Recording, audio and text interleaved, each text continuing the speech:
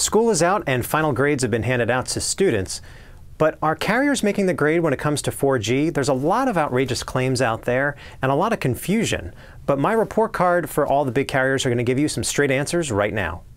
AT&T started the 4G wars way behind, but in the course of a year they've gone from last place to second place because they now offer 4G LTE speeds in 35 markets and counting.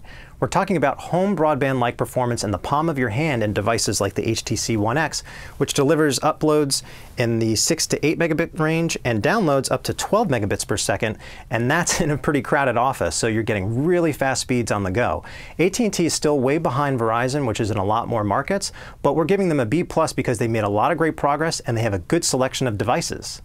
If there's one 4G student that has the most potential, it's Sprint, because this network is going to be offering unlimited 4G LTE speeds, so you're not going to have to watch that data meter when you're downloading Netflix videos.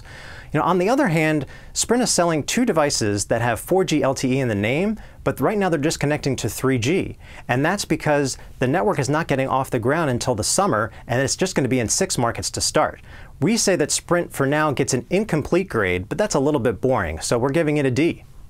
T-Mobile claims to have the largest 4G network in the nation, and they do, geographically speaking. There's a lot of places where we log on where we get really good speeds from the HSPA Plus technology that T-Mobile offers. It's not quite as fast as the 4G LTE goodness offered by AT&T and Verizon, but we have seen pretty good download and upload speeds in excess of 9 megabits down and 2 to 3 megabits up. So it's not LTE fast, but it is fast for the money because T-Mobile offers rates that are less than the competition, especially AT&T and Verizon. If there's one thing that's frustrating for us is that the network isn't consistent. When we log on in some places, it's just not as fast as others. But overall, we think T-Mobile is a good 4G value, which is why we're giving it a B. Last but certainly not least is Verizon Wireless, which is the undisputed champ when it comes to 4G LTE coverage. The carrier now offers 4G LTE in 250 markets and counting, which is by far the best of any of the 4 major carriers.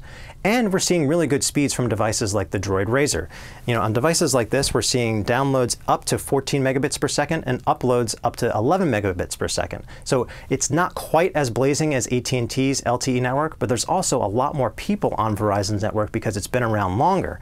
If there's one nitpick that we have about Verizon's LTE is that sometimes when you transition between 4G and 3G, the connection will drop out. But overall, because of its broad coverage and fast speeds and really good selection of devices, we're giving Verizon an A-.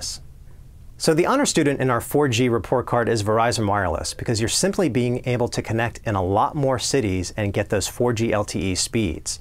There are other carriers that offer cheaper prices, but having that peace of mind knowing that you're going to get that speed when you get off that plane or you head into that meeting is worth a lot in my book.